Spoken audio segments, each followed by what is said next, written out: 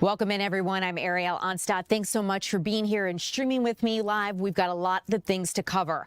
A state of emergency has been declared in Georgia ahead of the incoming winter storm. We heard from leaders here in the state of Georgia as to what they're doing to make sure that Georgians stay safe. So we're going to check in with our Deidre Dukes in just a little bit as to what that looks like, what the governor had to say, what the Georgia Department of Transportation is saying as we look ahead to what they are doing. Earlier today, the governor actually held a news conference and was able to address reporters, other members of the media virtually as he was talking a little bit about what the state is doing. We know it's going to be an all hands on deck situation, and he says that he wants to make sure that people are ready for this. So let's get out live to our Deidre Dukes here and try to check in as to what the latest situation is. Deidre, I know you're already out in the elements, kind of giving us a preview of what is to come. Give us an overview, if you can, of what the governor had to say today. That's right, and Ariel, if only this is all we'd have to deal with over the next few days, right? Rain. But unfortunately, the governor does say he and other state officials that we can expect a major storm event, a major event here within the next few days. What exactly that will look like and where it will impact greatly the North Georgia communities, that is what we're still looking at and still trying to figure out who exactly is going to get what as pertains to the snow and significant ice, but they are telling us to take this seriously. Now, we did hear from the governor today that he has declared a state of emergency for all 159 Georgia counties. We also learned today that the State Operations Center will be activated starting at 7 a.m. on Saturday, and it will remain in operation up and live 24/7 until this severe weather passes. Now, as far as the state's response, we were told that the fact that last week's severe weather was expected, which we didn't get what was anticipated, but because of that, the state agencies had already started that preparation, the process, getting their brine trucks loaded up, things of that nature. And so they said they actually were ahead of the game when it came to this newest alert that we started getting several days ago. And so they said they're ready to go. Everything from GDOT to Georgia State Patrol ready should they be called into action. Here's more of what the governor had to say. Really, a degree or two in temperature can affect whether we have rain or snow / ice or freezing rain. So that is something that we're just going to have to continue to watch and communicate with us, which is why we're asking everyone to be prepared in case we have significant ice accumulation. Obviously, that's treacherous on the roads, but also creates a lot of problems with our utilities and especially our electric power lines and other things. And so the governor and GEMA director urging Georgians to be prepared, to prepare in advance for what may come. They said, you know, go get your groceries now, fill up your gas tank, things of that nature. Prepare for the possibility that power may go out and be out for an extended period of time. They're saying do whatever you can at the front end because there is a real chance that we could see extensive power outages if we get a severe ice as a result of the storm that's coming through. We also did talk to GDOT's Natalie Dale earlier today, and she said that, you know, they're prepping right now. They'll also be doing some advanced work on the roads here in coming days. But she did stress that that doesn't mean that it's okay for people to come out and travel the roadways before and during these weather events, because it is still very dangerous. And if we do see the extent of possibly, you know, the icy road conditions, trees down, power lines down, other things that we may get as a result of this, that it's very important that people stay off the roadways and allow those emergency vehicles and the road crews to have the roads as clear as possible to do their work. Here's what she told us today. We're ready to go. We have materials, we have equipment, we have technology, we have people. Our big message right now, given the ice scenario that we're looking at, is we're prepared. But do not mistake our preparedness as an invitation for you to be on the road. When we say get off the road, when the emergency management centers say get off the road, we really need compliance this time because of the ice that's coming. It's a different beast that we have to deal with in the South when we have these ice systems. So very concerning for all those at the state level who are preparing for this as best they can. We were also told by the governor that he does have 500 National Guard troops that are at the ready should they be needed once this storm blows through. Once again, just everyone urging residents right now to prepare on the front end aerial, prepare for the worst, I guess you could say, and hope for the best. Yeah, Deidre, you know, it was so interesting how she put that, right? Like, just because we say we're prepared doesn't mean we're inviting you or saying it's okay for you to be out driving. So also just so good to know that even the smallest amount of ice can add a lot of weight over time to power lines, trees, which causes some of the destruction that we could potentially see. So Deidre, thank you so much for the update, giving us the overview. I can see it's starting to rain where you're at, and I know you're going to get back to information gathering and getting us prepared as we progress here throughout the afternoon. So Deidre, thanks so much. I'll let you get back to it. Because guys, speaking of ice, I want to make sure that you understand how your home could be prepared for this. We want to make sure that you know the different things that to look at when you think about your home and winter preparedness. So our Tara Jabor went out and spoke with an expert on how to make sure our homes are prepped for a winter storm. So Tara, thanks so much for joining us live. Tell us, what are you learning this afternoon? Well, hey, Ariel, we're here with Scott Patton with Keep Smiling. Scott, thank you so much for joining us. I know it's a busy time of year for you all. Let's just walk through some things that people need to know when looking at their HVAC systems before this storm. Before the storm comes, the things that you would like to do is you'd like to look at your filter, make sure you've checked your filter and check to make sure that it's clean, make sure your system is in good working order. If you have not had it checked, it's great to get a licensed professional out to look at your system to check to make sure it's working properly, safely, and efficiently. In the event that your system is not working, I always recommend to people the first thing to check would be their furnace. Most furnaces today will have an LED light like the one you'll see down in the bottom here, and down at the very bottom it has codes that associate to those lights. So a lot of times that can give somebody a little bit of insight as to what's going on, and it's also something that you can tell your heating and air contractor that you're getting a code so they know potentially what materials or parts that you may or may not need. And that's the best thing you can do in being ready for the storm, charging up your cell phones, having extra batteries, keeping your faucets dripping. All of those little things are very important with the upcoming storm. Scott, I just want to talk a little bit back to this filter. If you don't change out your filter, what's the risk? What's the issue with not changing that? The purpose of the filter is so your system can breathe. And just like you and I, if we don't breathe well, we don't work so well. And when the system's not breathing properly, it doesn't operate properly. 1/100th of an inch of dirt on your filter will affect the system's performance by 20%, which means higher utility bills, higher costs, less efficient, reduced lifespan on your system. Got it. Now, I want to go back to what you said earlier about the faucet and making sure that you're dripping your faucet. Can you kind of walk us through why people should do that? The reason why you want your faucet dripping is by having water moving through the pipes, it's less likely to freeze. And this time of year, when we get below 35 degrees, the risk of freezing becomes very prevalent, especially on outside walls. So dripping faucets will help prevent that. And what about those faucets outside? How can people protect their outside faucets? Keeping the outside faucets protected, go to your local big box store, and they do make faucet covers. If you don't have time or the opportunity to go, you can get so much as a towel, a rag, or anything, and just wrap it around that. Disconnect the hose, wrap it around the hose bib, and that will also serve as a protector. Is there anything else that you think people need to know to prepare before this weekend? Just pay attention to the local news, listen to the local weather station, see what's going on, make sure you've got some food in the house, make sure you've got water in the house, make sure you've got charged up cell phones, you've got batteries, candles if possible. If you do have a power outage, make sure not to open your refrigerator, your deep freezer, and keep those closed.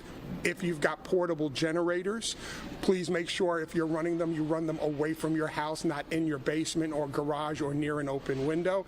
And if you have whole house generators like we offer, have those tested prior to the storm. All right, thank you so much, Scott. Ariel, if you own a home, definitely a lot of things to remember before this weekend, but we still have a little bit of time, so hopefully everyone can check things out. Yeah, Tara, thanks so much. I found this demonstration so helpful. I had no idea such a small amount of dirt on a filter could decrease the efficiency of my entire system so much. So 20%, that's incredible. So absolutely, as our systems are going to be strained with this winter weather, definitely good to prepare now. So Tara, thank you so much for joining us live, breaking down some ways we can get ahead of the curve. I appreciate you. Okay, guys, we're going to move on because I have a lot of news to get to, and we want to make sure you're informed on this Thursday afternoon. So let's move on here now to some national headlines on your Thursday afternoon. I want to tell you about something that's unfolding on Capitol Hill. Jack Smith is actually, I'm looking off to my right, he's on Capitol Hill testifying about his investigations into President Donald Trump. And he's actually, you can see video from earlier today when he actually entered the chambers there to begin his testimony. But he's appearing before the House Judiciary Committee for a public hearing. He's the former Justice Department special counsel who investigated President Trump.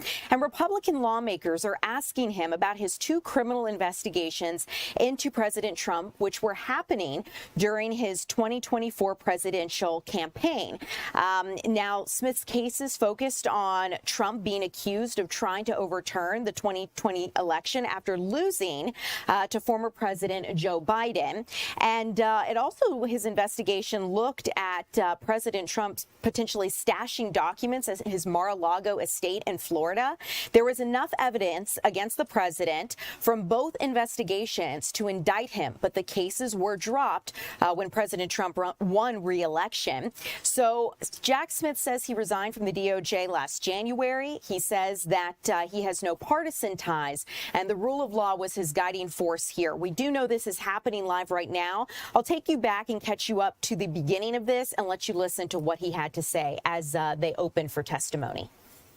I made my decisions without regard to President Trump's political association, activities, beliefs, or candidacy in the 2024 election. President Trump was charged because the evidence established that he willfully broke the law, the very laws he took an oath to uphold. Grand juries in two separate districts reached this conclusion based on his actions, as alleged in the indictments they returned. Rather than accept his defeat in the 2020 election, President Trump engaged in a criminal scheme to overturn the results and prevent the lawful transfer of power. After leaving office in January of 21, President Trump illegally kept classified documents at his Mar-a-Lago social club and repeatedly tried to obstruct justice to conceal his continued retention of those documents. Highly sensitive national security information was held in a ballroom and a bathroom. As I testify before the committee today, I want to be clear. I stand by my decisions as special counsel, including the decision to bring charges against President Trump. Our investigation developed proof beyond a reasonable doubt that President Trump engaged in criminal activity. If asked whether to prosecute a former president based on the same facts today, I would do so regardless of whether that president was a Democrat or a Republican. No one should be above the law in this country, and the law required that he be held to account, so that is what I did. We'll continue to keep you updated as Jack Smith continues his testimony on Capitol Hill. You're taking a look there as this continues. But I want to tell you about another very significant legal case that's playing out at the Supreme Court, because today the Supreme Court heard arguments in a major case that could greatly affect the independence of the Federal Reserve and the limits of presidential power here in the United States of America. And it ultimately boils down to whether President Trump can legally fire a Federal Reserve governor. It's one of the most important decisions the U.S. Supreme Court's going to make this year. And again, the central question is, can a president remove a board member from the Federal Reserve? It's never happened in the central bank's 113-year history, but President Trump wants Governor Lisa Cook gone.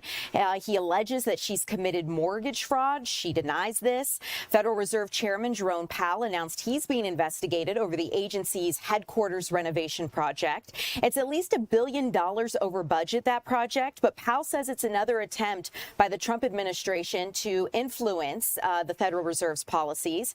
During arguments today, the court seemed skeptical of allowing the president to remove Cook, with several of the conservative justices pointing out it could lead to many firings during new administrations, whether they're Republican or Democrat. The case has been expedited, but we still don't expect a ruling for a few weeks or even a few months. So absolutely a story we're going to continue to keep you updated on. Something else we want to tell you guys about involves the land of 10,000 lakes, but it's quickly turning into the land of 10,000 investigations. Talking about Minnesota here, House Republicans put the spotlight back on Minnesota's welfare fraud scandal. The Department of Justice is also looking into Minnesota leaders saying they have interfered with ICE operations there in the state. House Republicans are putting their focus back on the Somali community in Minnesota and alleged welfare fraud that they say has happened there within the state. A former DHS investigator took questions about attempts to look into this and says it's something that is a high priority for the administration. Democrats say many of the charges involving welfare fraud in the case were brought by the Biden administration, and they say the White House has other motives by bringing this up again now. But meanwhile, the Department of Justice is serving subpoenas to Minnesota officials for allegedly conspiring to obstruct justice and immigration enforcement activities there. Minnesota's Attorney General is calling for an investigation into the ICE agent who shot and killed Renee Good while voicing support for the ongoing protests. We do know that Vice President J.D. Vance is in Minneapolis today. He's going to have a roundtable with leaders there in Minnesota. And I do see a podium up there, but so far, J.D. Vance, the vice president, has not stepped out just yet to begin speaking. If that happens, and we have time here, I'd like to let you listen in live if that does happen. In the meantime, we do know ICE, as you can see that podium there, this is a live look. Again, Vice President has not stepped up to it yet. But in the meantime, ICE and Border Patrol leadership have been defending their ongoing immigration crackdown there in Minneapolis. Border Patrol Commander Gregory Bovino, as well as ICE Enforcement Executive Marcos Charles, addressed some of the various criminals they say they've been able to remove from the streets with their recent efforts. I'd like to let you listen in on some of their comments from a news conference earlier today. They've been calling out Minnesota's governor and also Minneapolis's mayor for refusing to cooperate, and they say this ultimately harms the citizens of Minnesota. Now, this climate that we talk about is not very favorable right now in Minneapolis. I just put that as our first point. It's not very favorable to federal law enforcement here in Minneapolis. Let's take a look at what happened yesterday. Some of you may know that Border Patrol and ICE were out conducting our Title VIII mission, and several of our teams were set upon by violent protesters, anarchists, rioters, individuals, and extremists that were intent on ensuring that we did not take these very people that Marcos talked about off the streets. Intent that we would not arrest these individuals, these illegal aliens that prey upon mom and pop America every single day. We're not going to be deterred in conducting the Title VIII mission, no matter what that climate is, no matter that violent rhetoric by Mayor Frey, Waltz, and others, individuals that come into churches, as Mr. Charles said. We're not going to be deterred from that. So CS gas, pepper balls, a whole litany of less lethal devices were used to ensure that our agents, those agitators and rioters, and the public were safe, and that we continue to conduct that mission. So was Commander Gregory Bovino addressing reporters there in Minneapolis. You can see again the podium. Vice President Vance has not stepped up just yet, but it is a live look as the situation unfolds in Minneapolis. We'll keep you updated on his visit. In the meantime, I want to tell you about something else that has been unfolding in Washington, D.C. And I know that you guys have talked about this before in the chat, so I'm going to tell you where we stand with it now. The House Oversight Committee voted to hold former President Bill Clinton and his wife Hillary in contempt of Congress. The two are refusing to give depositions concerning the investigation into Jeffrey Epstein. So Massachusetts Democrat Ayanna Pressley was one of 9 Democrats who voted for the contempt, saying she's not focused on party lines, but rather the needs of the survivors. The Clintons have docked multiple depositions as part of the ongoing probe into Jeffrey Epstein. Former president often traveled with Jeffrey Epstein, appearing with him in pictures, as you can see here. Democrats claimed Republicans focused on the Clintons to divert attention from releasing all of the Epstein documents, saying ultimately this is all about protecting President Trump. But at least one Democrat is casting a broader net, saying that we should hold everyone in contempt with anything having anything to do with covering this up. And that would be lawmaker Rashida Tlaib, who says Republican or Democrat needs to be held accountable. The full House votes on contempt for the Clintons next month. Again, this was a committee that voted to hold them in contempt, and the full House vote is expected later this month. The committee is also going to virtually interview Ghislaine Maxwell here February 9th. So we'll keep you updated as that unfolds. Coming up, guys, I want to let you know where we stand with a threat that happened on some college campuses here in the Atlanta area today. We're going to speak with our Angelique Proctor as she breaks down the latest unfolding right here in the Atlanta Metro. That's coming up next.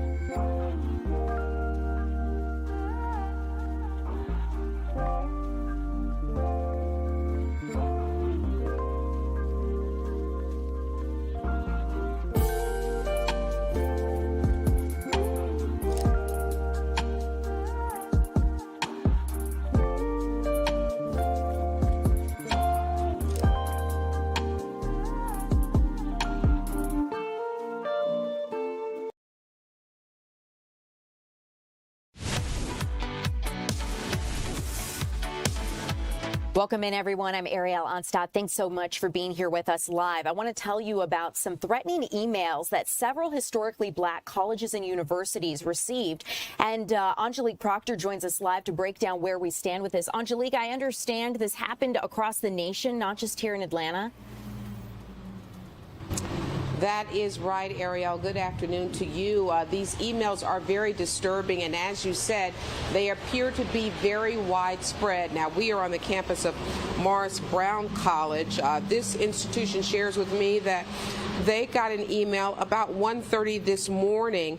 While I've talked to Morehouse College, they say they got one about 1 a.m., and I am told that the email actually is rooted in white supremacy when I ask about the context of the email. And so out of an abundance of caution, Morris Brown has decided to close his campus, and they sent emails to about 540 students. That's how many students they are up to now, asking the students and faculty to work virtually today. They called in Atlanta police to investigate.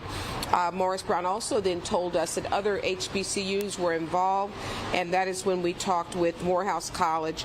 Morehouse told me they notified the FBI as well as Homeland Security and the Atlanta Police Department. They say around 10 a.m.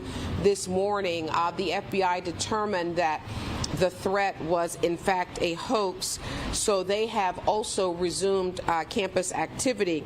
The FBI also confirmed with Fox 5 that several schools throughout Georgia, not just these two, also received those email threats today.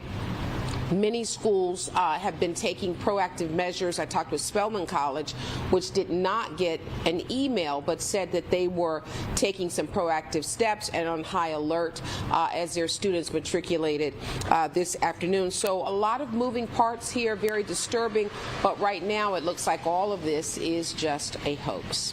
Angelique, thank you for breaking that down for us. You know, I can imagine why these university leaders, college leaders would want to be cautious. It seems like you were saying everything's back to normal on campus there at Morris Brown College and other colleges here around the Atlanta area. Things are back to normal now. Right. Things have resumed here. Since they initially declared it a virtual day, I would imagine a lot of the classes were still virtual, but I know Morehouse and Spelman, as well as Clarke Atlanta University, all very closely related, close proximity. I have seen many of those students heading to and from class this afternoon. Angelique, thanks for the update, letting us know where we stand with this. Good to know that so far this is believed to be a hoax. Obviously, we'll check in with you should anything change with the situation. But Angelique Proctor, thanks so much for joining us live and letting us know where this situation stands. Appreciate your reporting. Okay, guys, let's move on here because I want to tell you about some other stories where we stand with them. I know that some of you were asking about where we are at with Greenland. So let's move international here for a second because, as you know, the president has been in Switzerland for the World Economic Forum meetings. And as of right now, President Trump has announced a new framework for a deal with Greenland. He says it's the ultimate long-term deal, and it would reportedly give the United States sovereignty over small pockets of Greenland for military basis. The Danish government is saying not so fast. President Trump is calling it the art of the deal, but critics on the other side say that ultimately the president bowed to international pressure by agreeing to take the use of force off the table and potentially tariffs as well. So the president says there's a framework for a deal in place that would guarantee America's security interests, including more American bases for the Golden Dome Defense Shield. If you don't know what the Golden Dome Defense Shield is, it is a technology that Israel uses that intercepts missiles before they can land. And it's something that the president wants in Greenland. Critics say that this offer was already on the table and the president didn't need to threaten military force or tariffs to get it. The Danish government is denying it's agreed to give the United States sovereignty over small pockets of Greenland for these military bases. But European leaders are gathering now for an emergency talk on this Greenland deal. Most of them say they are welcoming the president's change in tone and they're ready to work with the White House on Arctic security. It's not clear what this final deal is going to look like. We do know negotiations are getting underway, though. NATO Secretary General says that he has not discussed the sovereignty issue with President Trump. So definitely a situation we're going to keep you updated on here at Fox Local. local. But in the meantime, I do want to let you know that while in Switzerland, President Trump did meet with Ukrainian President Volodymyr Zelensky, and he actually stepped off camera to answer questions that reporters asked. It was an hour-long off-camera meeting he had with Zelensky. The president called the meeting good, repeated that too many Ukrainians and people in general are being killed in this war. Zelensky released a statement saying their talk was productive and substantive, and they discussed air defense for Ukraine. The pair is reportedly discussing efforts to end the war. President Trump said earlier it remains a top priority for his administration, and next month actually marks the 4th anniversary of Russia's invasion of Ukraine. So let's listen very briefly to some of the president's remarks. Mr. President, how was the meeting? With President Zelensky. Good meeting. President, can Ukraine still count on your tremendous support? How was the meeting with President Zelensky? The meeting was good. Look, we have a ways to go. They're meeting with President Putin today, as you know. The meeting was good with President Zelensky. We'll see how it turns out. A lot of people being killed. President, what's going to be the message to President Putin? What do you want President Putin? The war has to end. Do you have a deal?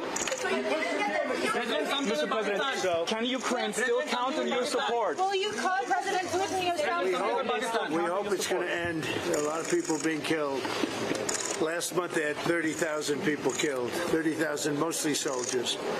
And it's really a war that has to end. What do you expect? How do you about joining your board of peace? We didn't discuss that. What do you expect for We the didn't meeting tonight? discuss that. Why You should accept the charge, Mr. President. how did the meeting go? I mean, you've obviously been I think working the on this meeting was meeting. good. I think the meeting with President Zelensky was good. It's an ongoing process and a lot of people being killed. What do you mean by total access? I mean, President, what do you get the deal today? We'll have to see what happens. What do you mean by We're meeting total with Russia.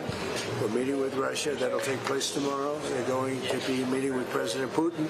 I had a very good meeting with President Zelensky. Everybody wants to have the war end. On your board of access, President Trump, are you disappointed that major traditional allies have not Okay, so you're joined yet? listening as President Trump answered some questions from reporters there in Switzerland.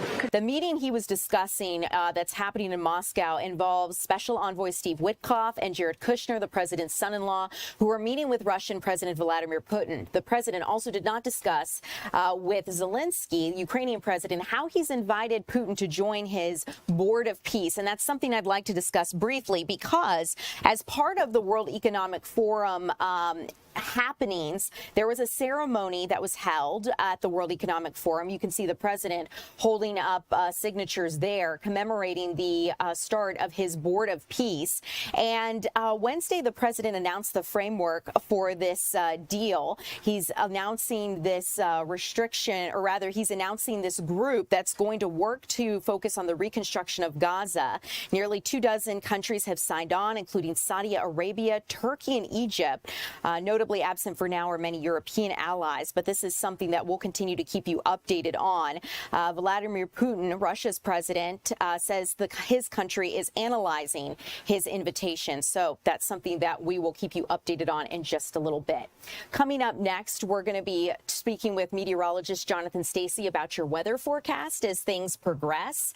I want to let you know where we stand here in the Atlanta metro. He has been on a call with the National Weather Service getting the latest information for you guys. So as we continue here at 2 o'clock, we're going to check in with him as to where things stand with the winter storm this weekend.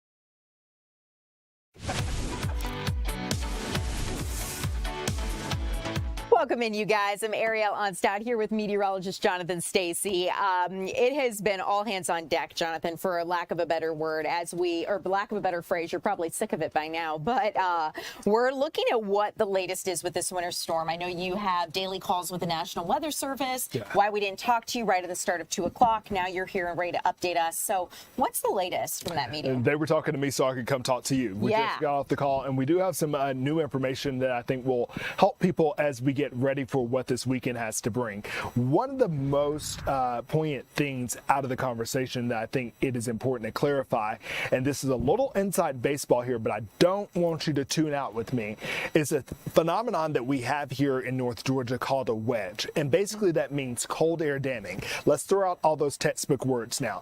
Basically, you have some cold air that's pushing up against the Appalachian Mountains. It cannot travel to the west because the mountains are so high. So it says, I have to stay right in place. Where is that area? Well, let's zoom in here. That area is between, it rides right along I-75, I-85. So I'm going to kind of play with this right here.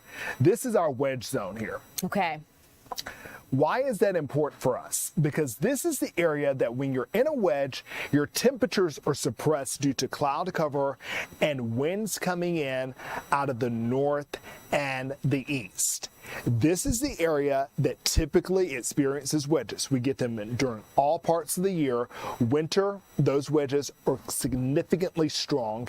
And based on the temperature profile going into the weekend, this is the area that has the greatest opportunity for temperatures to hit 32 or fall below for a prolonged period of time. So the National Weather Service meteorologists were very confident and clear that the focus is on the wedge area. Here's the thing, Ariel, wedges can grow. Yeah. They do not stop at Lake Lanier. Right. They don't stop at Gwinnett or Forsyth County. They can come into the metro area. They can impact DeKalb, Fulton County, they can reach I-75, and they can even reach to the south and to the west of town. But which area is most vulnerable for winter impacts, namely freezing rain? The northeastern quadrant of the state. If you're not in that area, I'm not saying you're scot-free. I'm not saying that your concerns are not valid. What I'm saying is that if you're in this area and you're not concerned, you're going to have a problem. And is the question with this wedge potentially growing, is the question, will it grow and then therefore the effects could be more severe if it does? Exactly. And I think that's going to be, earlier I was using the terminology of this is all like a campaign going into election night. Yeah. A lot of these questions that you have, we're meteorologists, we have a lot of tools, and we're going to try to give you ideas of what could happen. And we're going to really be able to get a closer idea of what it's going to look like the closer we get to the event. But we won't know until it actually happens. Of course. It's going to be kind of some on the ground, in the moment calls that we'll have to make. Consider the models to be polling. They're polls coming in, they're projections of what we think is going to happen.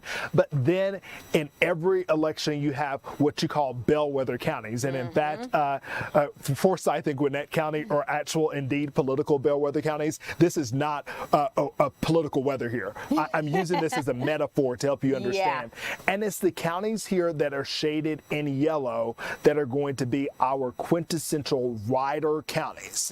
They're going to be our cusp counties. Now, at this point, all counties across North Georgia, which I'll show you in a minute, are under a watch. But it's Floyd County up to the north, Paulding County out to the west, along with Douglas County, Fulton County for sure, DeKalb, Gwinnett. I want to even put you safely in the wedge because most days Gwinnett is in the wedge without a doubt.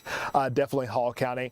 But, you know, when you get into Newton, Rockdale County, these are going to be these edge counties that if the wedge is strong enough, it will impact you all. And that's where you have the opportunity for freezing rain to take hold. And we're looking at an hours-long event. Where it will be bad, it will be bad. Where it's not so bad, maybe worries will not be as. And I think it's it's always in these situations, and I know you meteorologists have kind of explained it this way to us before, is just because it may not be bad where you're at doesn't mean effects are not significant or prolonged in other parts. And so it's being able to be mindful of, hey, what does that ripple effect look like? Maybe you could drive around your neighborhood, or maybe you don't have those severe effects, but someone else in another part in another county over could be getting pummeled and they're not able to leave their house. And you consider Georgia has this trend, especially across the metro area, where our counties are kind of long, and they're long from north to south.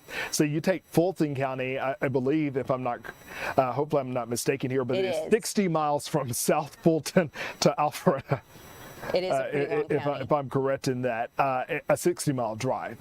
And so you take a drive like that, the weather conditions are going to be drastically different from one side of the county to the other. And we could see where there are effects in Milton and Alpharetta. You get down into South Fulton.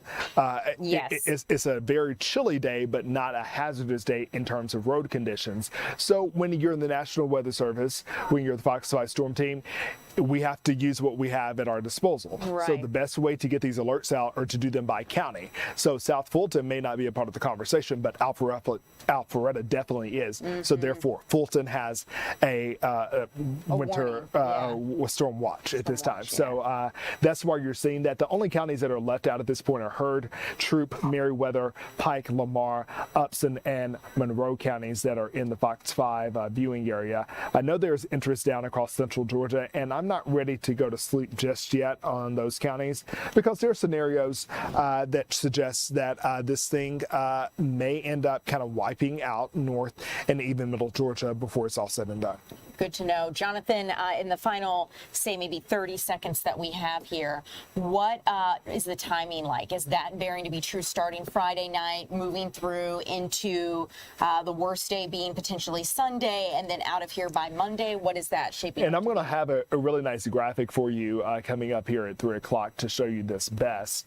The timing now for Northwest Georgia, and this was information that came out the meeting that I just finished with. For Northwest Georgia, we're talking about the northwestern quadrant of the state, really between 59 and 75. Your timing is 7 a.m. till 12 p.m., so that's 12 noon Saturday. The greater part of the wedge area going out east, northeast, Gainesville, Athens, Atlanta, your timing is 12 noon to 6 o'clock. Okay. 12 noon to 6 o'clock.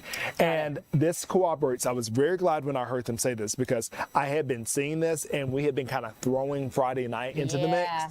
And the system slowed down. Okay, we can take that. But I don't want people to waste Saturday morning. I know a lot of times when systems like this happen and we're waiting on them to give birth, it's like, I thought you said Saturday morning, and I don't want you to get out and be doing so many things or like get too far from home and think that you're free and things like kind of go downhill quickly, because I think they will, because we'll be in the second half of the day and the temperatures will be going down after that. We'll break down some more of the timing coming up in about 30 minutes. Perfect. Jonathan, thank you so much. Guys, thanks so much for being here with us. Coming up, we're going to take you out to a new school that's opening a campus in Smyrna. They're teaching skilled trades, and our Chris Rosenthal is going to introduce us to them coming up in just a little bit.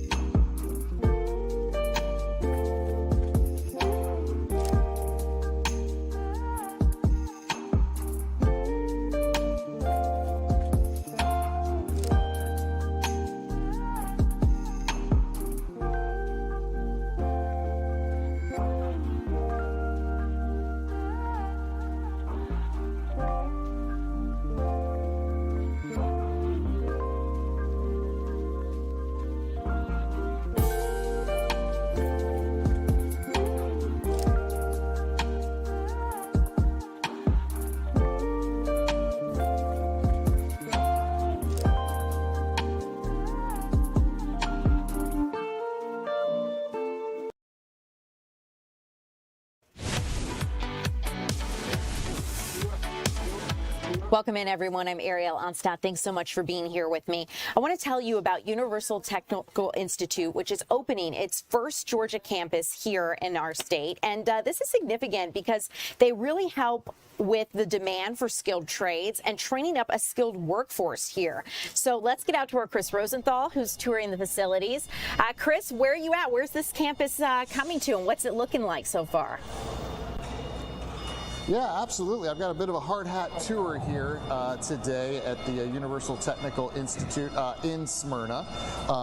They are still building this facility out. We got workers already coming in and out of here. They're going to be, once it's up and running, training for all kinds of programs: HVAC, electrical, automotive, a variety of programs, to really address that skilled labor shortage. And I'm over here. I got Todd here. He is with the school. Todd, thanks for joining us. Yep. So first of all, this section here, I'll just pan the camera around. Just tell me, what is this area going to be here? Yeah, so this is actually our skilled trade lab. So this houses all of our skilled trade programs.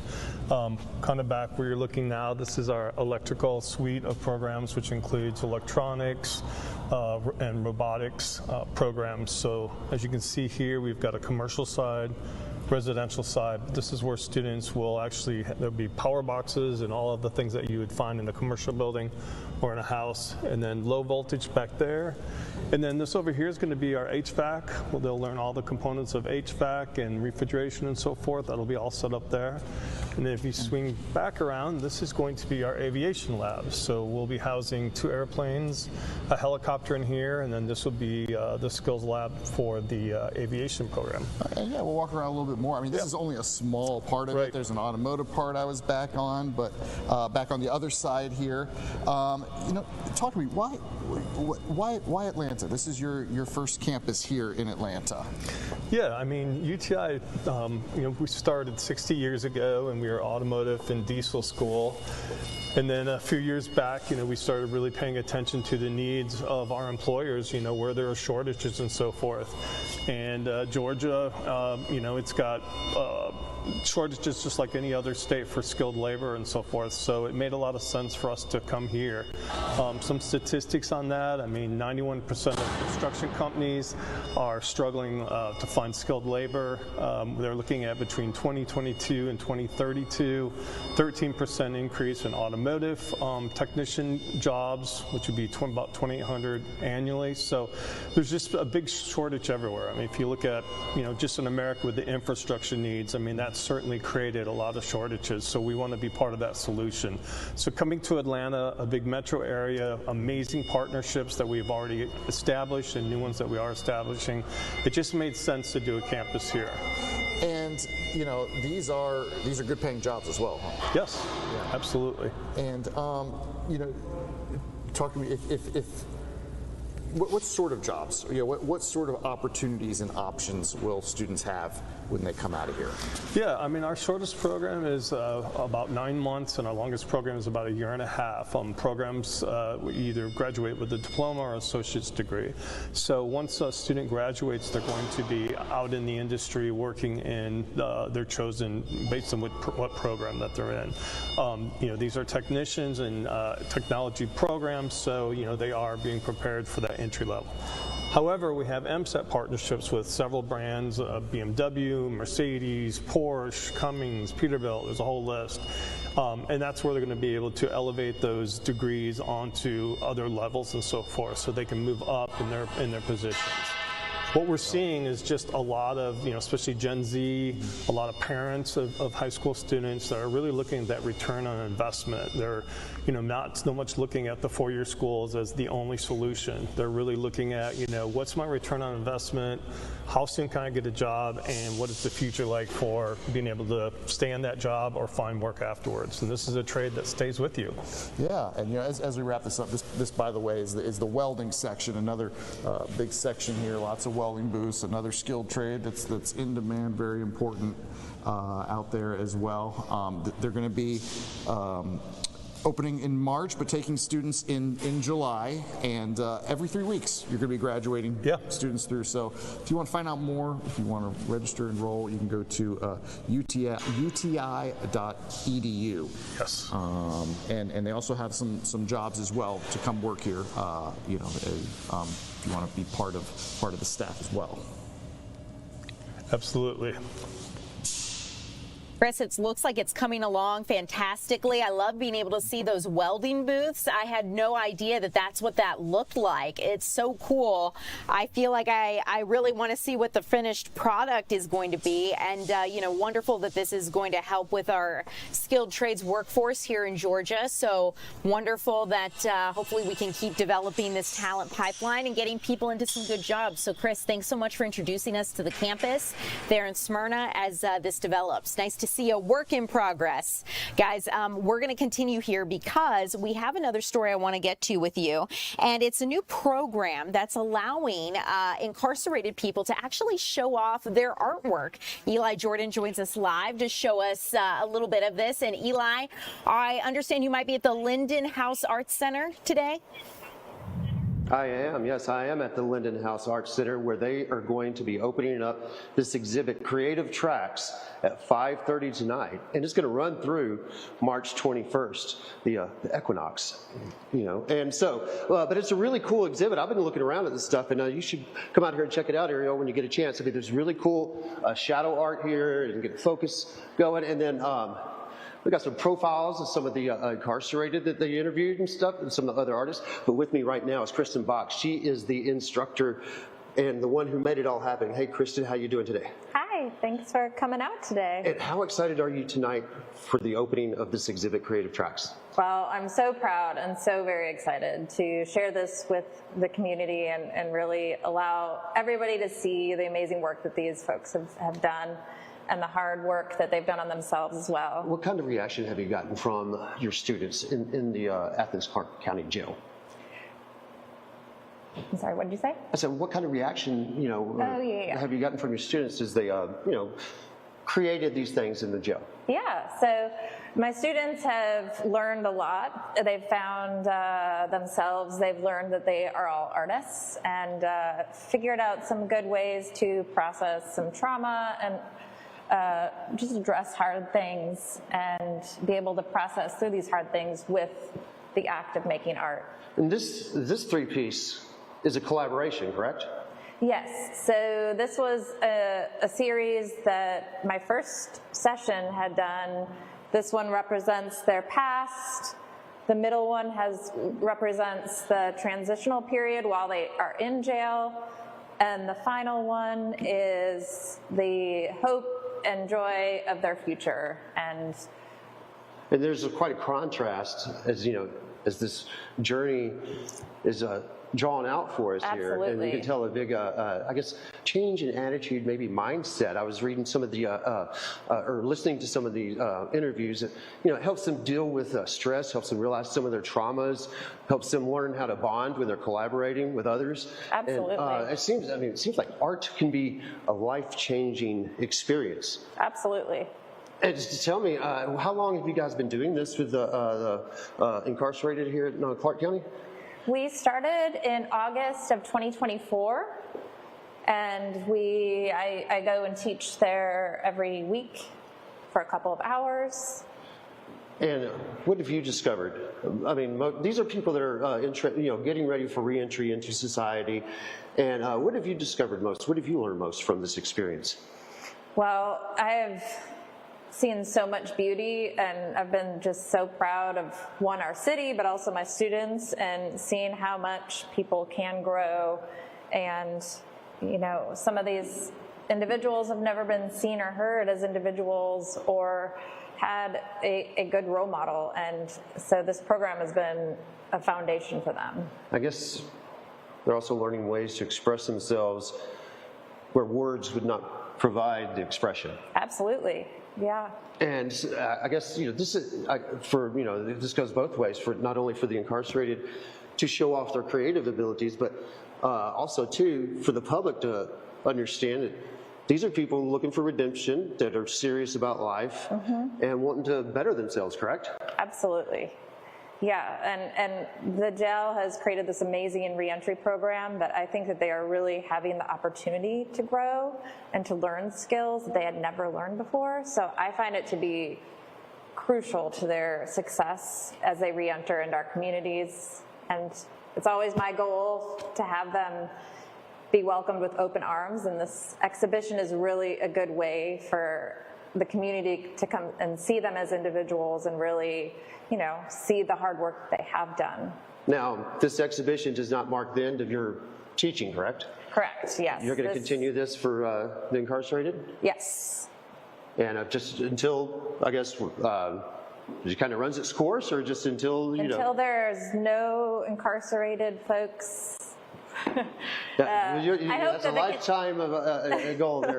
Do that. Well, but this is, I mean, this is really beautiful what they have produced, though. I mean, just to see the journey going from, this is like another collaboration going, you know, a journey type collaboration, and you can see how it lightens up and becomes, you know, brighter and less heavy, I guess you could say. Yep. Well, awesome. Thank you very much, Kristen Bach, who's been teaching the incarcerated here in the Athens Clarke County Jail. And this exhibit opens tonight, Ariel, here at the Linden House at 5:30, and it will run until March 21st. And so come on out, check it out, or you can go to accgov.com/Lindenhouse. Nice. And you know, that will give you more information. So yeah, come on out here, check it out. This is really good. I find this stuff very powerful, very, very powerful to see the journey from before, right when they got arrested, to some redemption, and then to some clarity here. Yeah. It's just beautiful. They could really sell this if they wanted to. Eli, But, you know, it's this is a great piece. wonderful to see, and I love that we can go enjoy it tonight. The gallery opens, and when you say these pieces, you can see the redemption arcs as it starts heavier and then moves through. I so see that because some of these earlier works are just so heavy, like you can feel some of the emotion and the pain that these inmates had when they may have made some of these pieces, and then as it moves forward, you can start to see like lighter colors, less heavy hands with the brushes. So it's really, really interesting, and I'm glad that they were able to partner for this. This is awesome. So Eli, thanks so much for bringing it to our attention, giving us a sneak preview of what we can enjoy later tonight. So Tom, that might be something to check out. Definitely some abstract work there, and very bold in color. Yes, yeah, absolutely. So it's interesting to see that. And of course, as you said, that arc, if you will, of when I first got in, I'm angry, it's dark, I'm never going to get out of here, to the sun shining and... Jonathan's helping you out. The arm of a meteorologist reaching into the picture here? A meteorologist gives us a great segue into what will be a major focus, I feel, for Better to hear you with, by the way. And speaking of meteorologists, Jonathan is here. We're going to talk to him. It's the 3 o'clock hour here in our state, and we're all bracing for this winter storm that's about to happen here.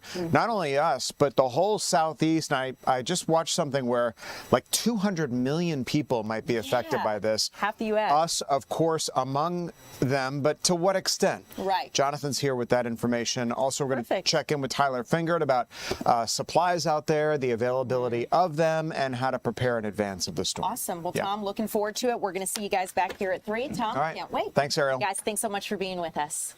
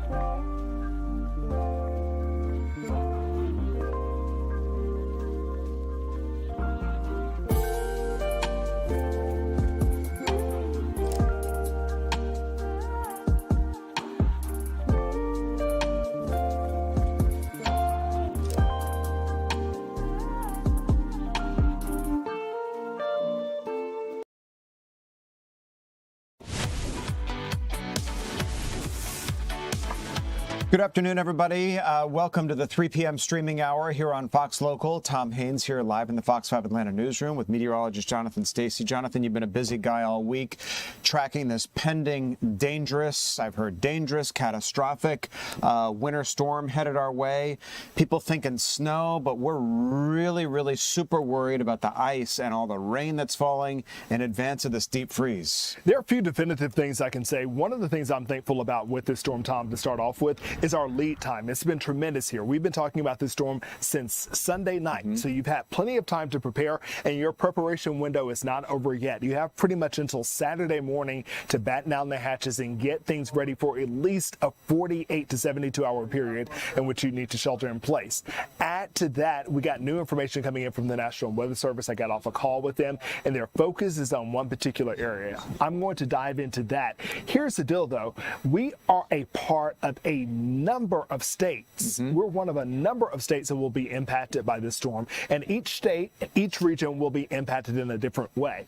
Many people keep on asking me one question. There's one question I hear everywhere.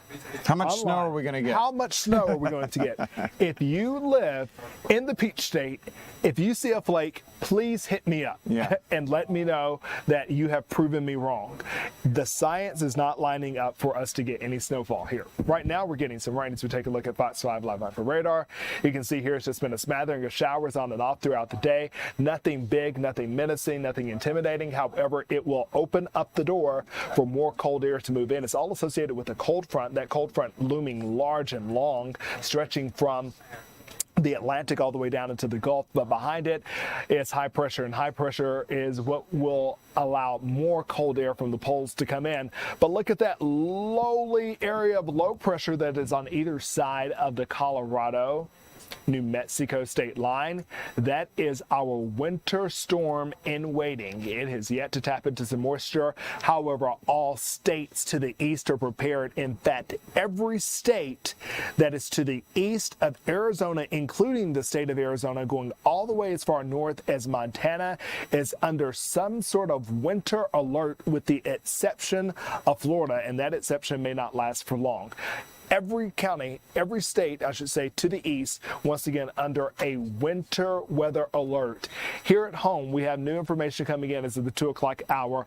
All of metro Atlanta and counties to the south are now under a winter storm watch, in which we're expecting ice accumulations up to 3/4 of an inch. Yes, the National Weather Service still says that there is an opportunity for snow/sleet up to an inch. However, that threat is starting to wane. This all starts really Saturday afternoon going into the midday period, and it could continue through Monday morning.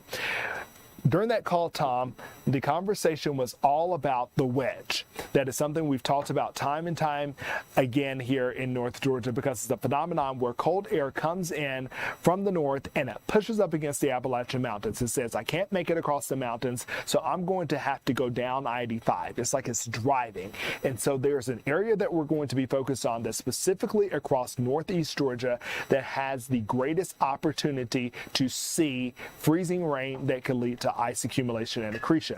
If I could draw an invisible line here that just gave you a box of the state, it would be a line straight down the center that would match up with like 575, and then another line that is just to the north of I-20. So that includes Athens, Gainesville, Toccoa, Dahlonega, going all the way up to Blairsville, as an area that we will be watching for not only ice accumulation, however, ice accumulation that could be downright devastating. In terms of the metro area, it is going to be a knife edge call, a case between the haves and the have-nots. Of course, if you're in North Cobb, if you're in North Fulton, Forsyth for sure, and Gwinnett for sure, you're definitely in the threat zone. However, as you get into the southern parts of those counties, like South DeKalb, South Fulton, going into Coweta, Fayette, Clayton County, Henry County, the threat is not as high, but it's certainly not dismissed at this early date. So to wrap this up, Tom, I'm going to give you my my summation here of what I'm thinking so far. The main focus will be across northeast Georgia, and it all starts as early as midday Saturday. I think the day will kind of go downhill. It will start off fairly calm and benign, maybe with some soft showers out there Saturday morning. A high threat northeast. Northwest, a moderate threat, medium for the metro area as well. Central Georgia, not looking as bad there, but don't let your guard down. Overall time, once again, we have about 24 to 36 more hours to prepare.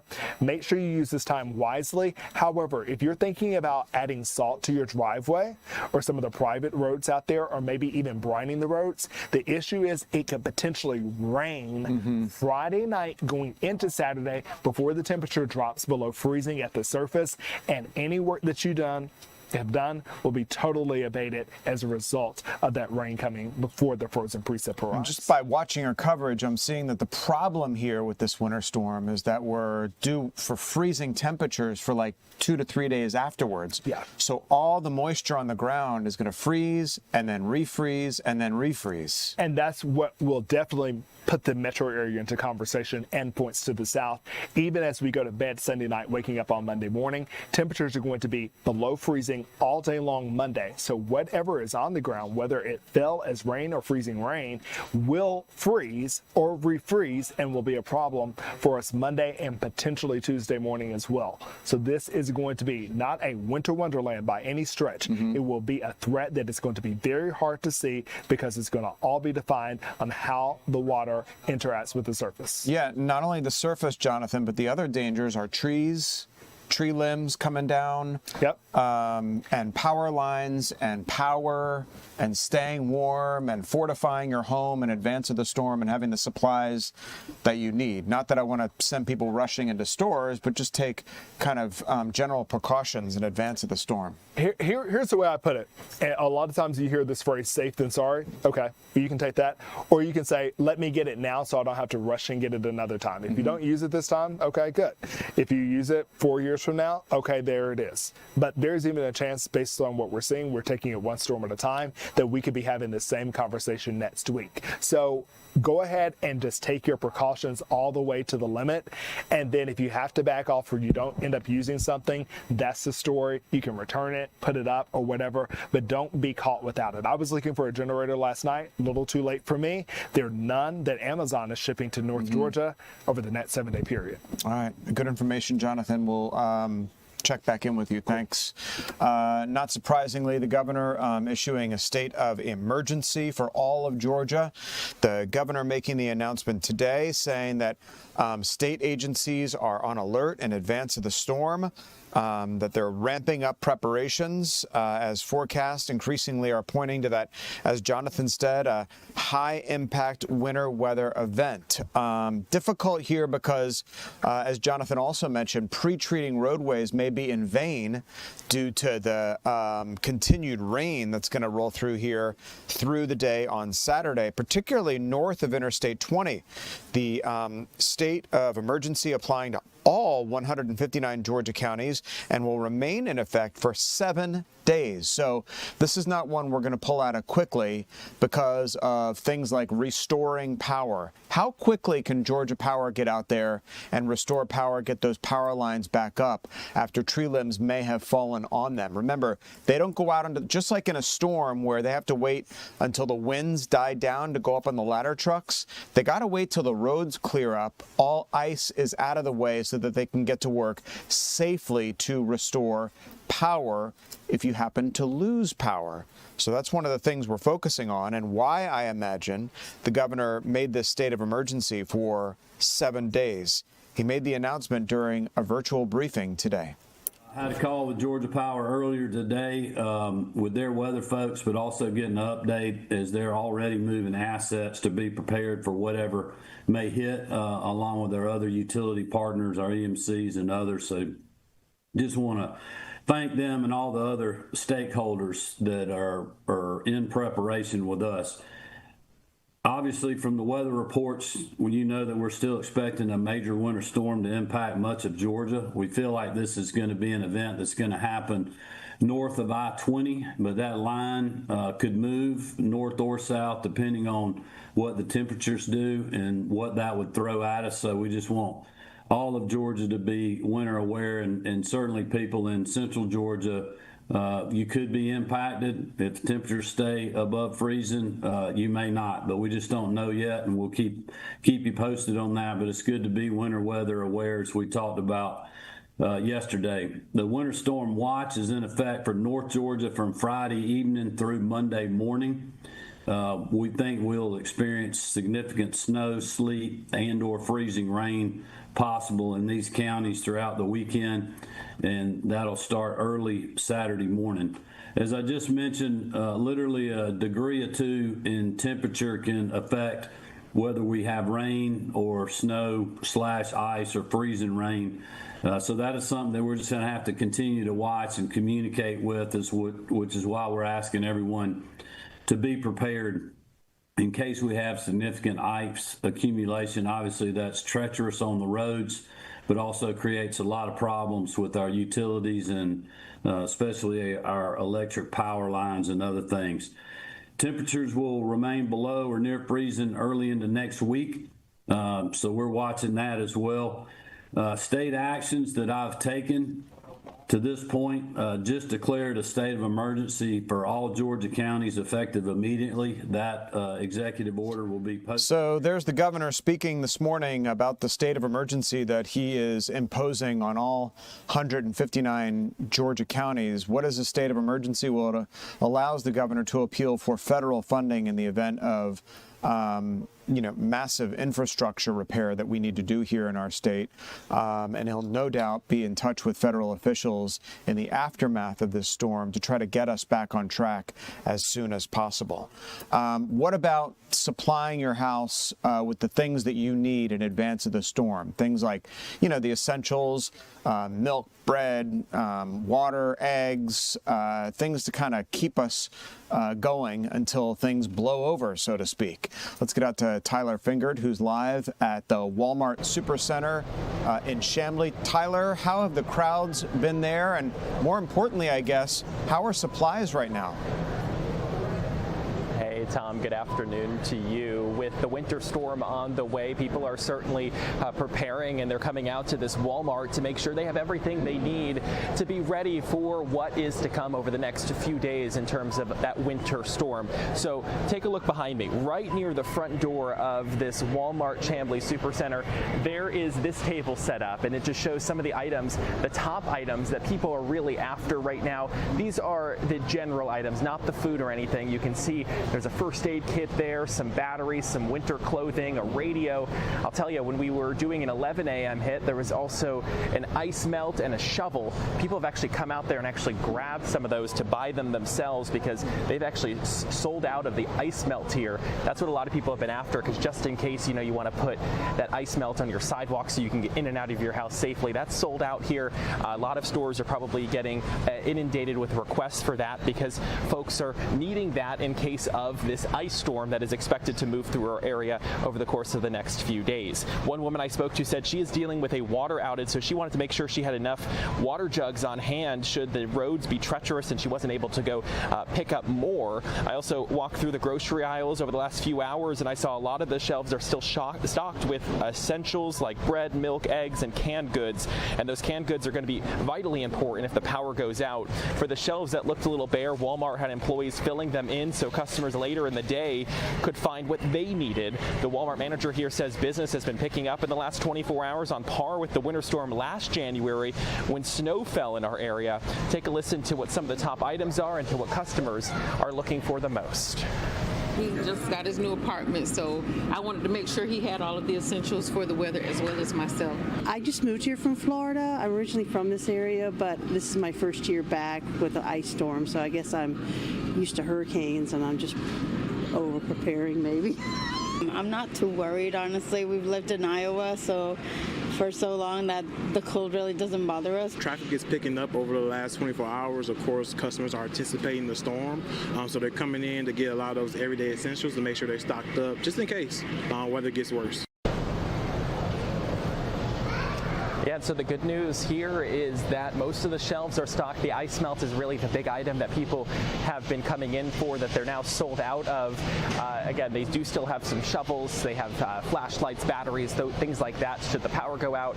The grocery store shelves full here, and I'm sure a lot of different places are seeing a lot of people come in. I'll tell you, I'm glancing off to the side of the screen right now. When we were live during our noon newscast on Fox 5 Atlanta and on Fox Local, there was a line of people waiting to check out. That line is gone, but obviously throughout the day we're seeing it pick up and slow down. But I'll tell you, more people are in the store than when we got here at about 10 a.m. this morning. So lots of people are really coming in, grabbing the essentials. And you got to keep in mind, it's Thursday at 3 o'clock. So it's only going to get busier as people get off of work trying to grab those items that they may want. And again, lots of things are available here.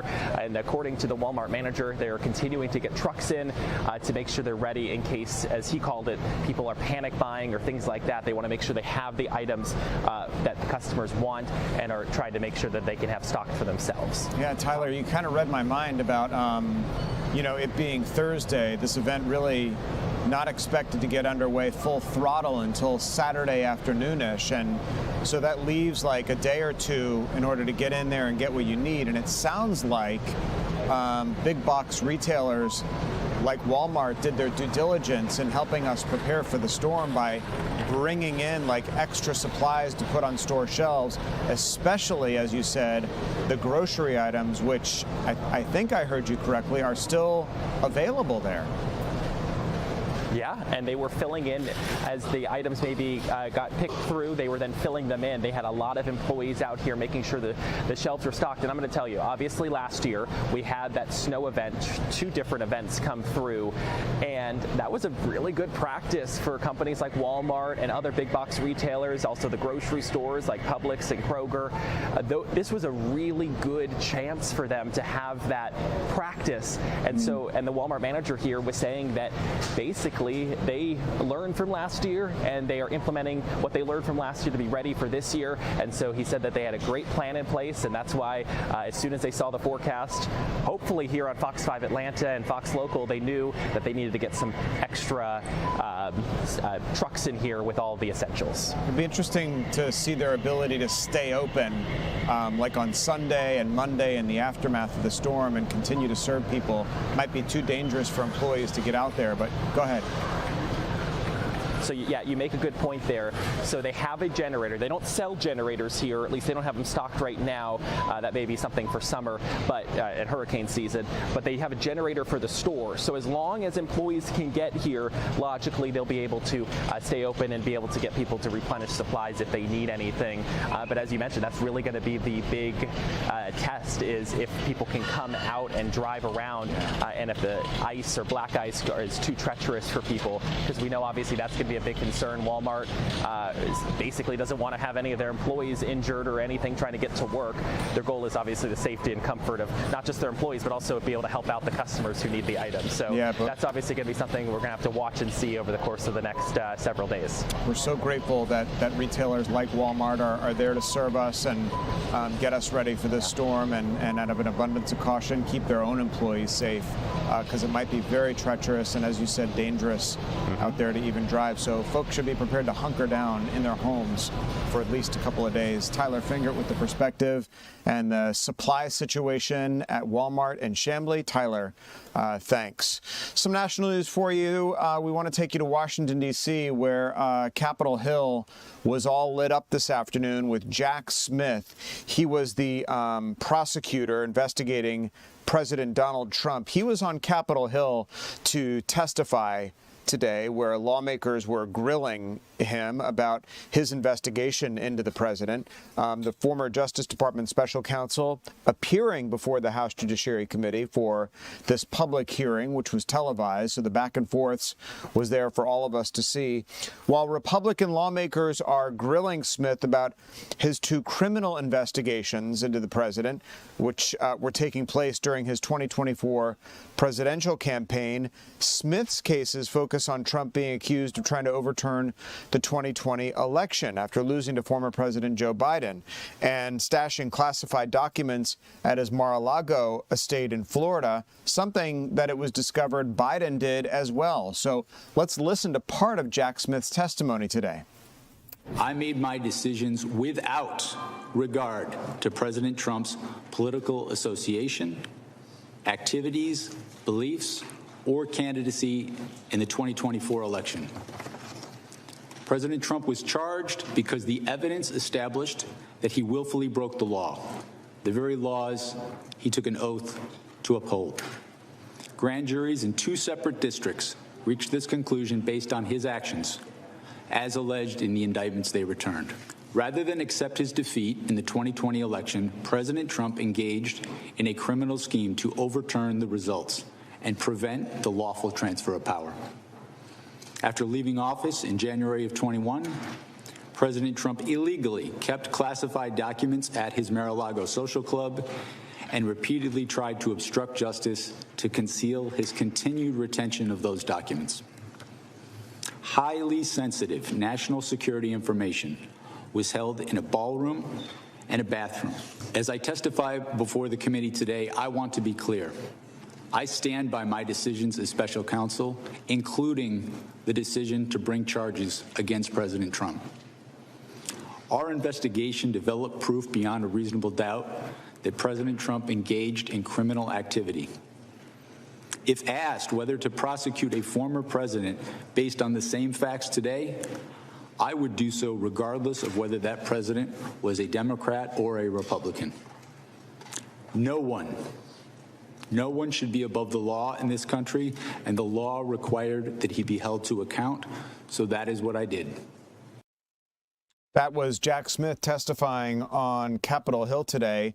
The president, of course, defending his actions on those classified documents, saying that he had every right to have them and to store them on his personal property. Remember that FBI raid on the Trump Mar-a-Lago estate in the run-up to the 2020 election. When we come back, we got a lot more ground to cover for you this afternoon. News of a woman and a child shot. They're in the hospital recovering this afternoon. Our Eric Perry will join us live here in the 3 p.m. streaming hour to tell us about the circumstances that led up to that shooting and their conditions when we come back.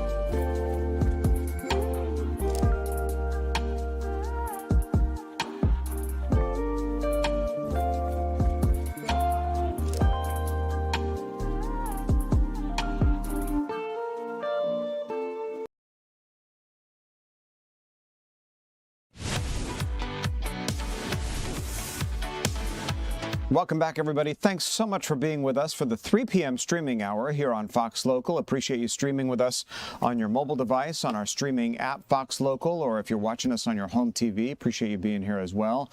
On our YouTube channel at Fox 5 Atlanta, or on the radio, 107.9 HD2 FM. Certainly glad you're listening to us today as we're all talking about the pending winter storm headed our way and folks making preparations in advance of it. We're keeping tabs on that, and we'll bring you an update here shortly. Want to get to the latest developments now on a woman and child involved in a shooting. The two shot in Clayton County last night and are now recovering in the hospital. Let's get out to Fox 5's Eric Perry for details on exactly what happened here, Eric, and the condition of that woman and child. Yeah, so I talked off camera, Tom, with a person who lived inside of that home. He tells me that they were just sitting inside when those bullets came through. This was around 6:50 yesterday evening on Twin Creek Court, that is, in Clayton County. Let's get you to some video. We were out here last night as well. We know a woman was grazed by that bullet in the back. A 2-year-old, we believe, little girl, he told us, was shot in the leg. Here's some good news. He says that little girl, breathing on her own, came out of surgery okay and is expected to make a full recovery. Still a long road ahead. But the real question here is who fired those shots and why, and really where it came from there. So some people here in this community tell me that they believe there is a nearby park, which you can see from where we're standing a little bit, in a playground. They believe that these bullets might have come from the park. Other people say that the bullets might have come behind us in this cul-de-sac there. But again, I talked with some neighbors and really they're fed up with hearing the sounds of gunshots. It's heartening and it's scary. I mean, I live a couple houses down, and it also seems to always be something going on in that neighborhood. It just makes me want to move, honestly. We just know to just stay in the house, mind our business, because there's always something going on at the park. It's one of the most dangerous parks in Clayton County. Put the guns down. Put the guns down. Figure out another way. I mean, literally get out of a park. We're in a park where kids reside. If I had kids, I would be devastated. Like, put the guns away, find another solution. Yeah, so I talked to that woman through modern technology, her Ring camera, while she was at work there, made our job a little better. But she did want to share what she experienced here. But again, we talked off camera to someone who went inside of that home. He stopped. He didn't want to go on camera, but he said that was his little girl and that was his girlfriend, both injured there. He was going back and forth to the hospital. That 2-year-old little girl is expected to be okay after coming out of surgery, being shot in the leg, and that woman grazed in the back. And again, just imagine sitting in your living room on a Wednesday evening and you're hit by gunfire. So right now, no suspects in custody, no suspect description. Clayton County Police urging anyone, if you know anything that might help in this case, come forward. Of course, you can remain anonymous, Tom. That's how so many of these shootings unfortunately happen, Eric. People just sitting in their house and are the victim of this errant gunfire going off in their neighborhood. And you can understand why people in that area are so upset and concerned. I found it really interesting, actually, how you spoke to the woman over her Ring doorbell camera. That was pretty innovative and good of her to talk to you about what happened, but you can't blame her. I mean, she's like, what's going on where we have to be worried about gunfire coming into our own home? Yeah, Tom, and you know, over the past couple of months, I've covered so many stories, people just inside of their homes. I can think of one in DeKalb County. It was an older woman. I believe she was 78 years old. She was sleeping, and people just unloaded a barrage of bullets inside of her home. We've covered celebratory gunfire on January 1st or New Year's Eve going into the 1st. Thankfully, no one was injured in that one, but we're talking about a 2-year-old who might have been just playing or sitting next to her mom, and next thing you know, they're hit by a bullet. But again, the good news here, if there's any good news, is they are expected to be okay. This could be a different story. So this family say overall they are grateful for that. Yeah, that is the good news this afternoon, Eric. We're so glad they're okay, and we wish them well on the recovery. Eric Perry. Eric, thanks. Other news to tell you about, and this story may shock you. An assistant principal of an elementary school is under arrest for shoplifting. We understand that Janelle Shaw, according to authorities, booked by the Cherokee County Sheriff's Office for allegedly stealing nearly 100 things from a Walmart. The 47-year-old was put on administrative leave pending the investigation. Arrest records show she allegedly stole nearly $1,000 worth of merchandise. They say that she used what's called a stacking method at the self-checkout kiosk at the Walmart, placing multiple items on top of each other and then scanning only one of them before then leaving the store.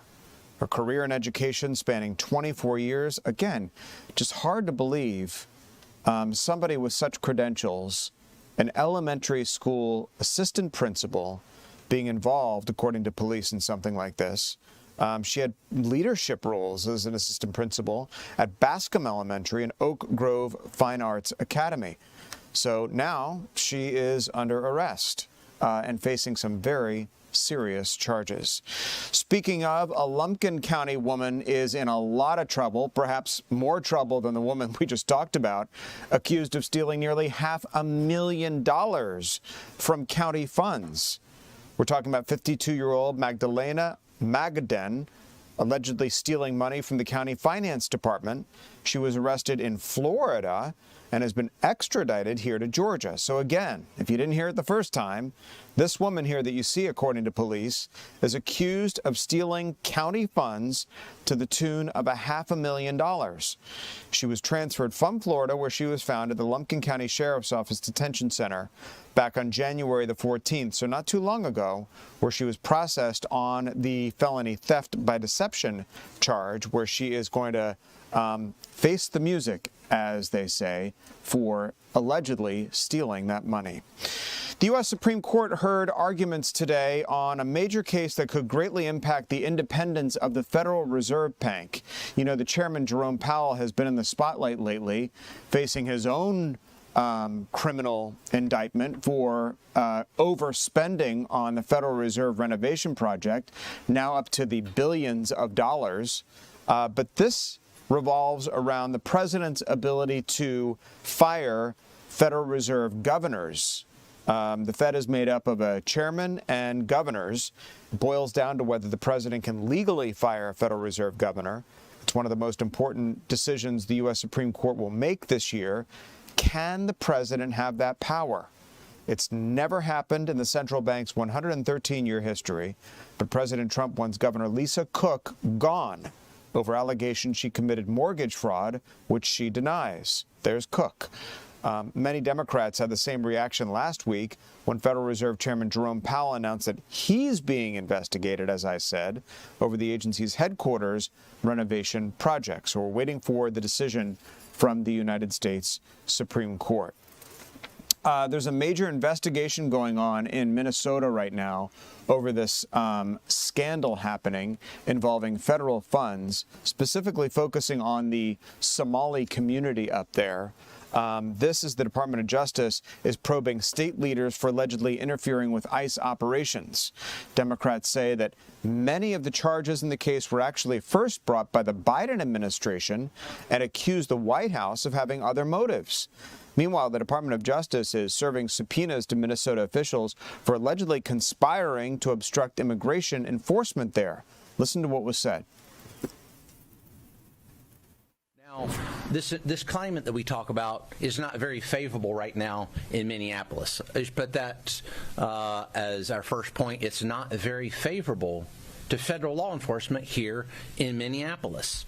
Let's take a look at what happened yesterday. Some of you may know that Border Patrol and ICE were out conducting our Title VIII mission, and several of our teams were set upon by violent protesters, anarchists, rioters, individuals, and extremists that were intent on ensuring that we did not take these very people that Marcos talked about off the streets.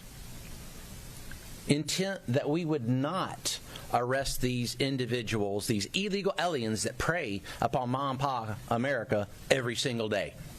We're not going to be deterred in conducting the Title VIII mission, no matter what that climate is, no matter that violent rhetoric by Mayor Frey, Waltz, and others, individuals that come into churches, as Mr. Charles said.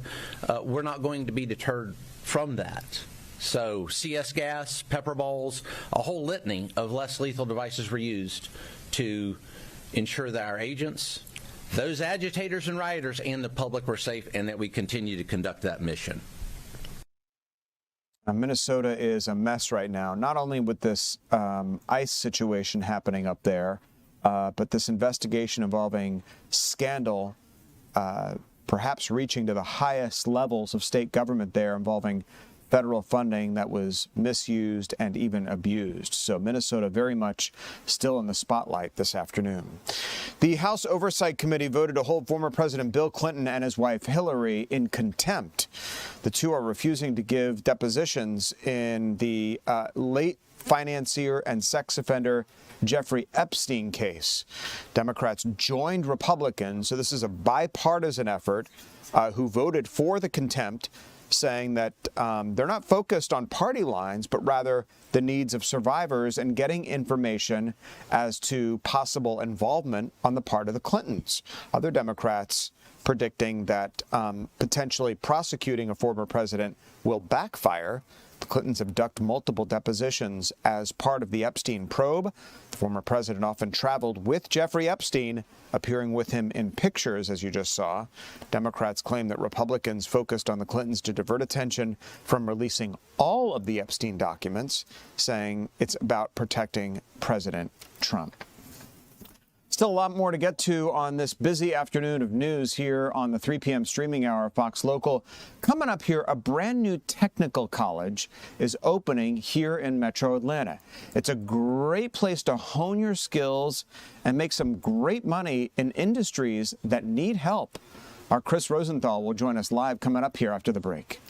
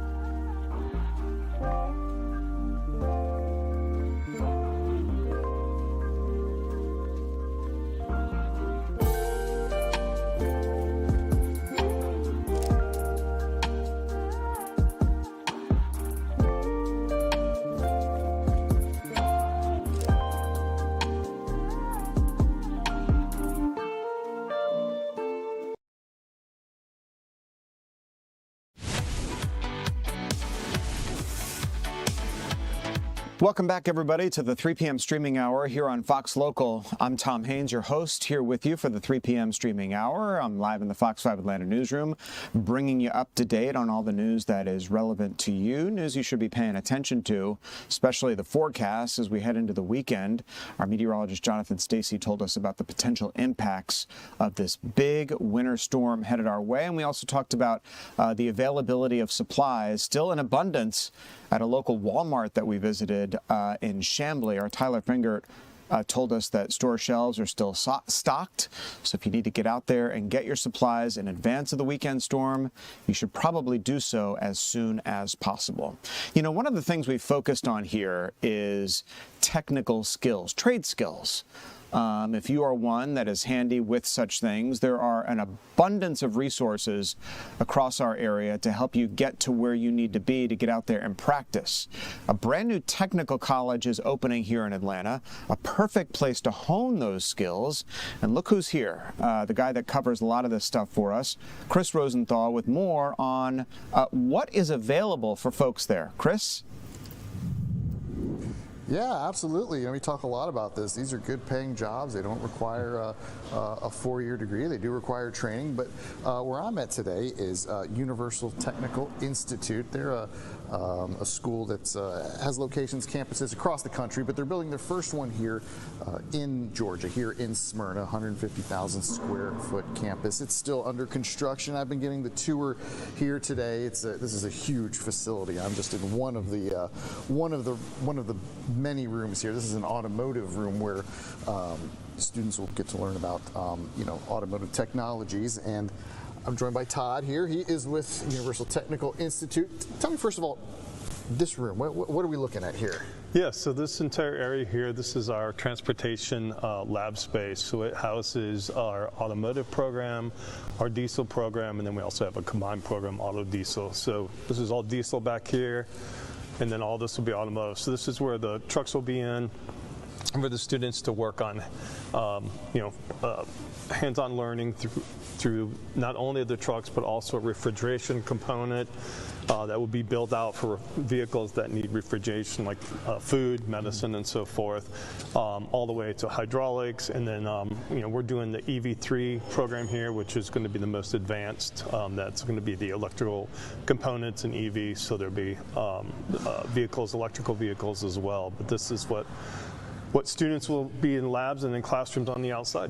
And this is, this is set to be kind of open in March, and students taking students in July. And this is only one small part, Tom. This building goes way back.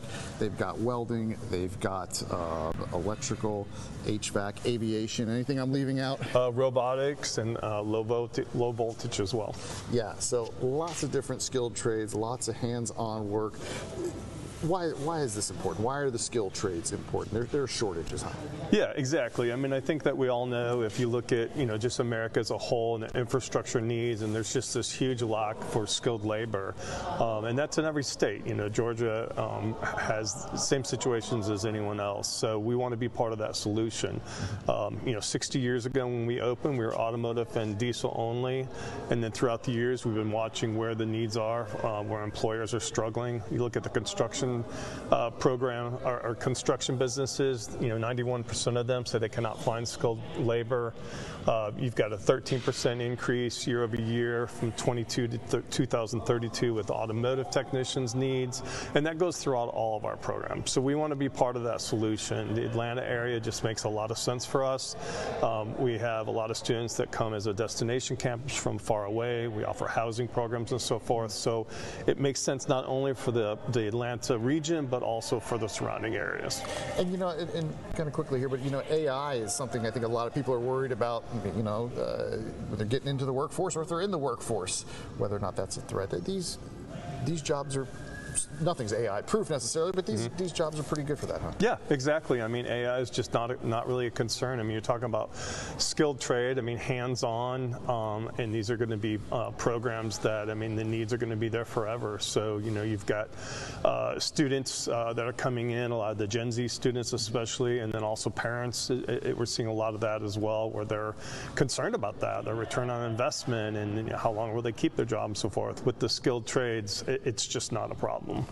And this is for students. These are for students, maybe out of high school, that maybe traditional college isn't for them, and also this is for maybe people who've been working a while, changing careers, right? Yeah, exactly. You've got students that these are passion programs. These students know what they want to do when they come out of high school, so those students go right into our programs. But then we also have people that, to your point, have tried something else, and a 4-year school just wasn't a fit for them, and so they find themselves looking. And to be able to go into a short-term program and come out of it with a skilled trade that you're going to have forever just makes a lot of sense for a lot of our students. students. So yeah, we have both adult and high school.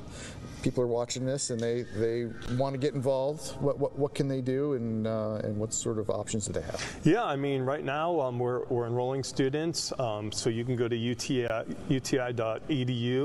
and all the information is there about the programs and enrolling.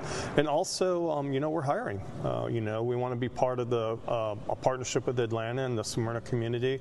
So we're hiring, probably 100 positions this year, and probably another 50 next year. So same website, uti.edu, for either of those. There you go. So lots of options for jobs, and also for an education, and that could lead to some really important, long-lasting, and good employment. Yeah, you took the words, Chris, right out of my mouth. It's so important to provide a place where people can go to sharpen their skills in these kinds of trades, which are really going to be so critically important in our communities, especially as AI encroaches on us and eliminates a lot of jobs. And high schools certainly don't, many of them offer like trade skills anymore, home economics and wood shop and things like that, where we used to learn how to do a lot of this stuff. So just from your reporting, so many great places and great resources for people to go, learn how to become trade professionals, and make really good money. Absolutely, Tom. I mean, I've done some stories about a plumbing apprenticeship program, and I mean, they were telling me some of those plumbers can make $100,000 a year. So that's really good money. Absolutely. Well, thanks for highlighting this, Chris, for us this afternoon. We appreciate it. When we come back, an incredible art display to show you this afternoon. We're going to take you there live. We're always live at these kind of places. This is really cool. A little bit of a twist. Pieces painted by folks who are incarcerated, all right? And we're going to catch them on multiple phases of their incarceration journey, when they got thrown in there to when they're nearly getting out. And it's kind of reflected in their art. Our Eli Jordan will join us live as we continue.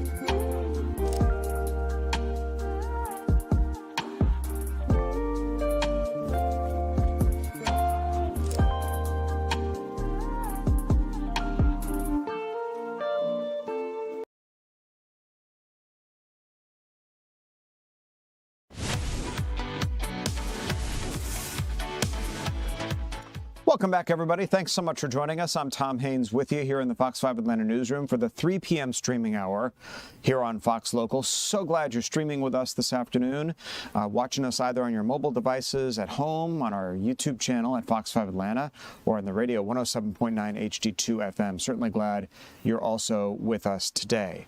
A local arts center is teaming up with the Clarke County Sheriff's Office to put on display the artwork of folks who have been incarcerated, and it kind of tells a story of where they are in their incarceration journey, I guess, so to speak.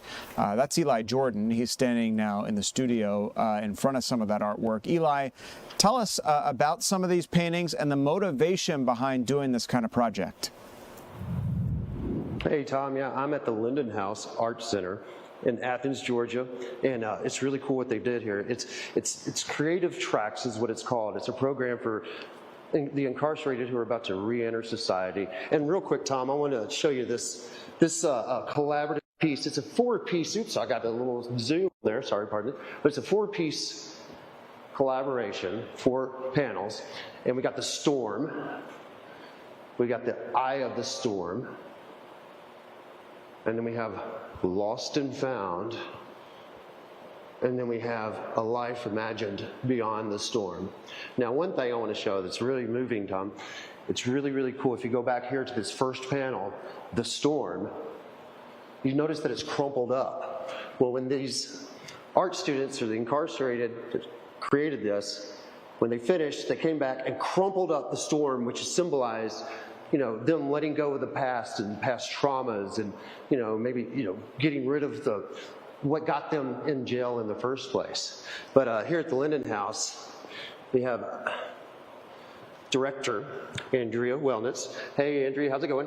Good, how are you? Doing good, good, and good. So tell me, you guys, this is the first of a kind here at the Linden House, correct? It is. So tell me, how exciting are you guys to have this opening up tonight at 5:30? Yes, we are very excited. We hope to have a great turnout. This is really innovative work, and there are also voices that just really haven't been heard in our art center before.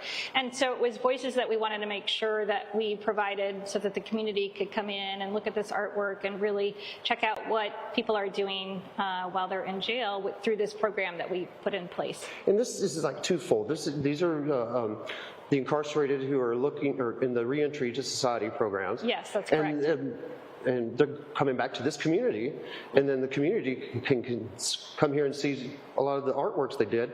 And I guess it puts a more human face on, instead of just, oh, you're an ex-con, you have a tattered past. I mean, this shows that these are thoughtful people who are contributing to society, contributing to the museum in their own community. Yes. And I think, too, one of the things that oftentimes, people might say, why art, right? But art really helps people to process experiences that are oftentimes hard to put into words. And this also, too, helps. You guys have a lot of interviews on a couple monitors here that people can watch and listen to those interviews. Right. Some of them were mentioning, they learn how to bond with other people. This taught them how to work with other people, the fellow, incarcerated, and also realizing past traumas in their lives and them expressing themselves with the art and the colors and the drawings and the abstract. It really enlightened them to communicate in a way they've never been able to communicate before. Yes, art really does help people communicate in all different levels, and I think that that's very important, and it's part of the process. And what kind of reaction have you gotten when you said you're going to have, an exhibit of the incarcerated here, and what kind of reaction do you anticipate? Well, there were some people, there were some concerns at the beginning or just some questions about how it was going to look and how it was going to work. But we worked through all of those, and I think that the impact that this project has had overall is really quite striking, and and I'm really glad that we're going to continue on with this program. We also are focusing on trying to have, we're going to be having an alumni club here at the Art Center. So the first Saturday of the month between 2 to 4, alumni, people who are alumni of this program and graduates can come here and spend some time here and create some art. And you might have some interesting visitors. I mean, I heard talk of like the sheriff and the DA coming. I guess, they're interested to see what rehabilitation looks like in their own system, right? Yes, that's correct. And what is, really, what does Linden House think about it? When it was proposed, was it kind of like what was the Linden House reaction when this was proposed to you guys? Hey, we want to, display some art by the incarcerated. Well, it really was a proposal by our curator here at the Linden House Art Center, Catherine Rafey. So she always tries to figure out whose voices are not being shown or heard in our space, in our galleries here at the Art Center. And this was a voice that had not been shown or exhibited here. And so it was a voice that was missing in the Art Center. And so she thought, how do we get the art then to be here in the Art Center? I mean, how is the art produced? And we thought, well, we can do that through classes. So we started off with a 6-week pilot project at the very, very beginning. And it was with the sheriff's office, and it was one of the few programs where we had apparently we had 100% attendance. The sheriff's office says that typically doesn't happen because people who are incarcerated do have some options and choices about whether or not they do or do not attend some of the classes that are offered there. But this had 100% participation rate. It was so successful that they put it into, our sheriff's office has a reentry program now that offers a variety of classes, and this is one of the classes that's sandwiched in that program. Awesome, awesome. So this runs through March 21st. And real quick, if people want to know the hours, tell me your website real quick, please. Yes. So we are ACCgov.com/Linden House. ACCgov.com/Linden House. You guys are open Tuesday through Saturday? Yes, we are open Tuesday through Saturday. Cool. Awesome. And I'm going to go ahead and wrap it up here.